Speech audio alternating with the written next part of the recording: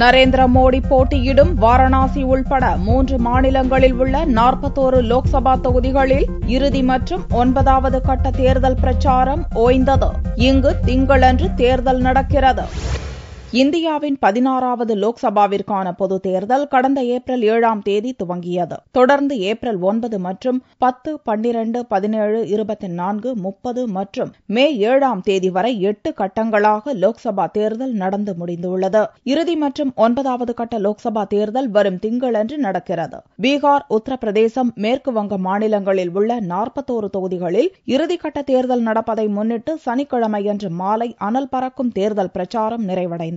உத்தரப்பிரதேச மாநிலத்தில் 18 தொகுதிகள், மேற்கு வங்கத்தில் 17 தொகுதிகள் மற்றும் பீகாரில் 6 தொகுதிகளில் 9வது கட்ட தேர்தல் நடக்கிறது. இந்த 41 தொகுதிகளில் மொத்தம் 601 வேட்பாளர்கள் களத்தில் உள்ளனர். பாரதிய ஜனதா பிரதமர் வேட்பாளர் நரேந்திர மோடி, ஆம் ஆத்மி ஒருங்கிணைப்பாளர் அரவிந்த் கெஜ்ரிவால், காங்கிரஸ் வேட்பாளர் அஜய் ராய் ஆகியோர் போட்டியிடும் வாரணாசி தொகுதி இத்தேர்தலில் நட்சத்திர அந்தஸ்து பெற்றுள்ளது.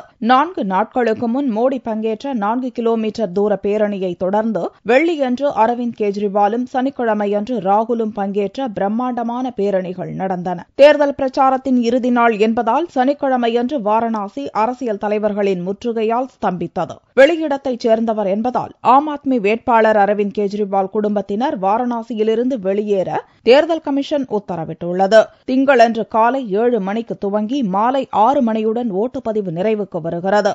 மொத்தமுள்ள 543 தொகுதிகளுக்கும் மே 16ஆம் தேதி ஓட்டு எண்ணிக்கை நடக்கிறது. அன்றைய தினமே பெரும்பாலான தொகுதிகளின் முடிவுகளும் வெளியிடப்பட்டுவிடும். மத்தியில் ஆட்சி யாருக்கு என்பதை முடிவு செய்யும் இறுதிக்கட்ட தேர்தல் பிரச்சாரம் சனிக்கிழமையுடன் முடிவுக்கு வந்துள்ளது. திங்களன்று தேர்தல் நடந்து முடிந்த பின்னர் கருத்து கணிப்பு முடிவுகளை வெளியிட தேர்தல் கமிஷன் அனுமதி அளித்துள்ளது.